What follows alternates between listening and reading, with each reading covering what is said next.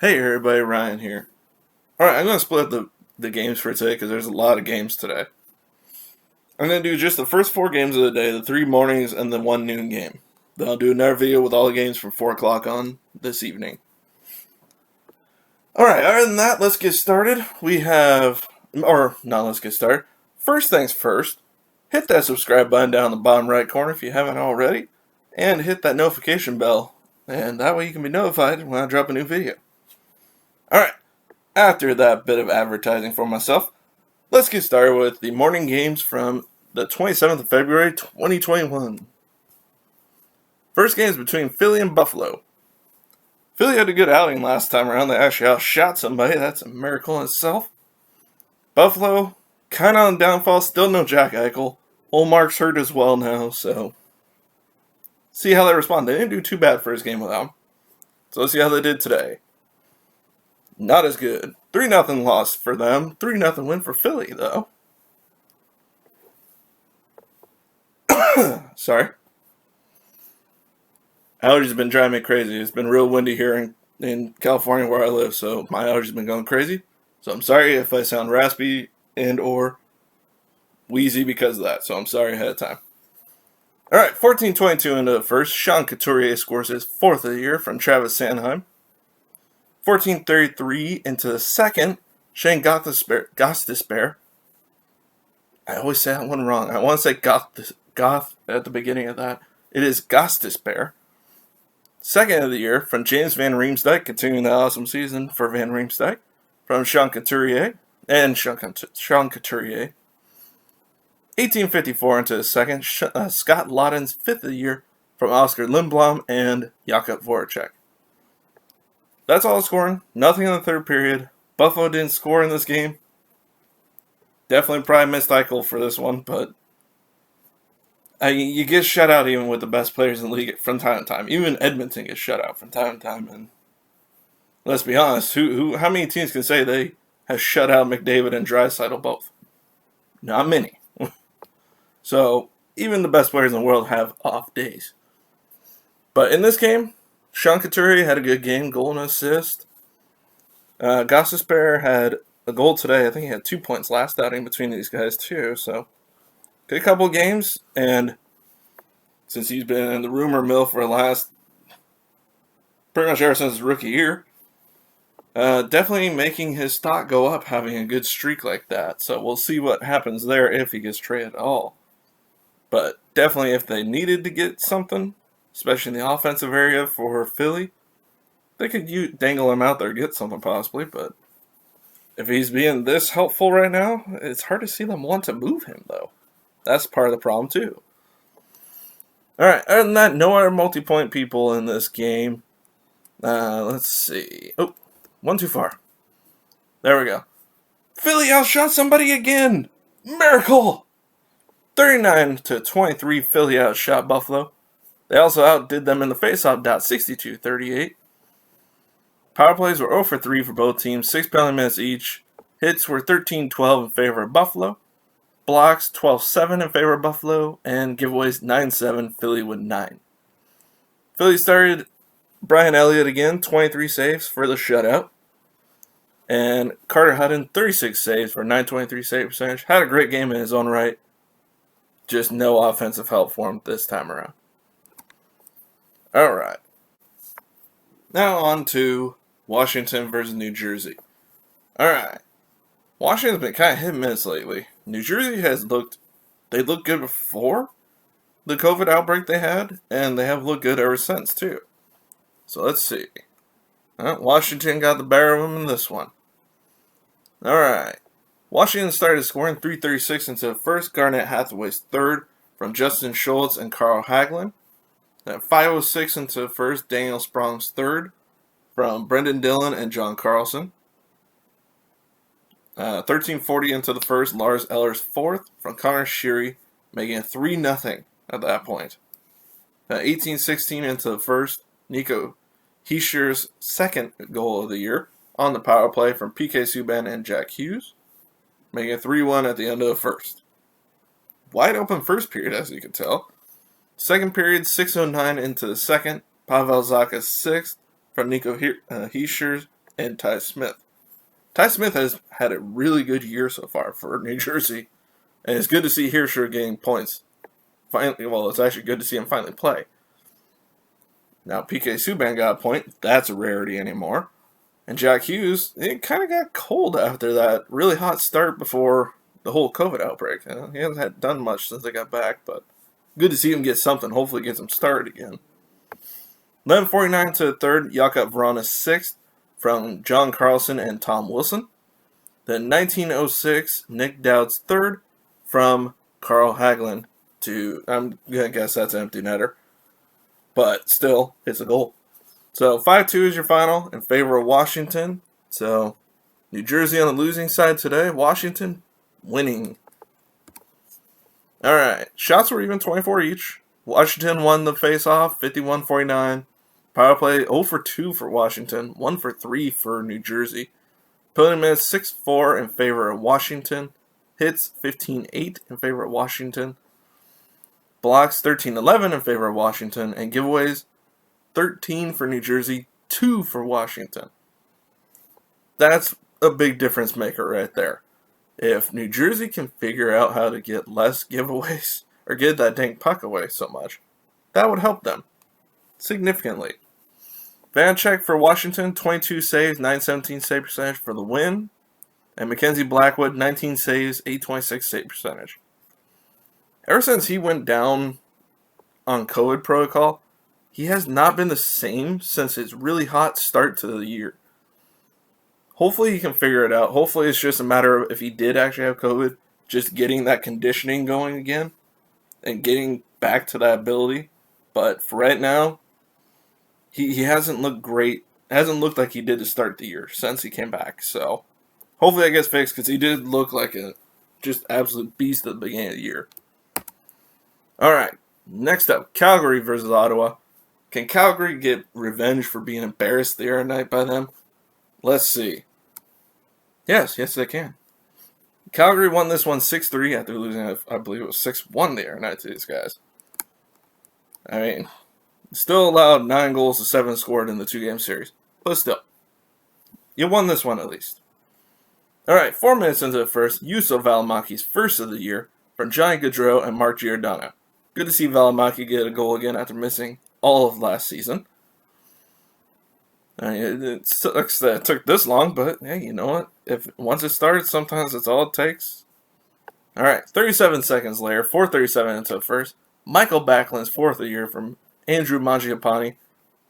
I don't know anybody who would say that name is not fun to say. It is fun to say Mangiapane. Mangiapane. It's a fun name. I like it. Kind of wish he played for the Ducks. I'd like to say Mangiapane with a goal. Huh? Calgary fans, you can say that at least. Or even assist. I'll still take that. From Matthew and also Matthew Tkachuk. 11:05 into the first. Elias Lindholm, 6th of the year, unassisted. It seems to be a trend. I think this is a second straight or third straight game where someone scored 3 goals in the first period. Seems to be a trend today. Look out, 4 p.m. games.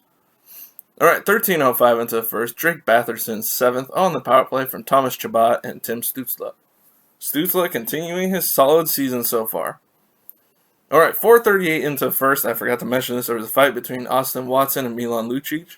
I believe that is Lucic's first fight this year. I think that was Watson's like 3rd or 4th. That may be a fun fight. I need to find that video. I'll post the link if I can find the video. All right, 4:02 into the second. Sean Monahan's 4th power play goal from Johnny Gaudreau. Then 9:36 into the second. Andrew Mangiapane, fun to say, 8th goal of the year, shorthanded from Michael Backlund. Backlund had a good game, by the way, if you haven't noticed so far. 10:16 into the second. Colin White's 5th on the power play for Nick Paul. That makes it 5-2 at that point. 16:19 into the second. Matthew Tkachuk's 7th from Michael Backlund and Rasmus Anderson. There's Matthew Tkachuk's goal. Let's see if Brady can respond. And he does in the 3rd period. 10 minutes in, Brady Tkachuk's 9th on the power play from Drake Batherson and Thomas Chabot. The younger Tkachuk has more goals this year. I don't know if he has as many assists as Matthew does, though, but still. Actually, that'd be a good one to do. Do a video comparing who's doing better so far between those two. That could be fun. Alright, that's it for the scoring, though. This game, let's see. Johnny Gaudreau had 2 assists. Michael Backlund had 3 assists and a goal. I'd say that was a good game. No. I'm sorry, 2 assists and a goal. 2 assists and a goal. Monahan, only 1 point. I think Tkachuk had 2 points. Yeah, goal and assist for Matthew Tkachuk. Not Brady, Matthew. Trying to see if there's anybody else who has. Oh, Andrew Mangiapane had a goal and assist. I think that's it for the multi-point guys. Yeah, that is. On the Ottawa side, Drake Batherson, a goal and assist. Thomas Chabot, 2 assists. Brady Tkachuk, only 1 point. I'm sure he's upset with himself for letting his older brother get more points. Am I the only one who in your head is saying, I think it'd be fun to watch the 2 Tkachuk brothers fight each other on the ice? That'd make for an awkward Christmas, I'm sure, being back with the family, or awkward off-season, but you know what? They wouldn't be the first bros to have ever fought in the league. And still have more than normal relationship after that. They're brothers, for God's sake. Let them fight sometimes. I'm sure their dad would probably be in the stands laughing his butt off. Mom would probably be mad at him, though. But that's how it works out. Alright, shots on goal. 38-34 in favor of Calgary. Face-offs 51-49 in favor of Calgary. Calgary 1 for 4 on the power play. Ottawa was 3 for 6. All 3 goals on the power play for them today. Penalty minutes 17-15, 17 for Calgary. There's a lot of penalties in this game, as you can tell. Hits were 23-15 in favor of Ottawa. Blocks 18-11 in favor of Ottawa. Giveaways 14-10 in favor of Ottawa. Rittich had 31 saves, 912 save percentage for the win. Matt Murray, 27 saves, 818 save percentage. And then Dackard came in 5 saves for 1,000 save percentage.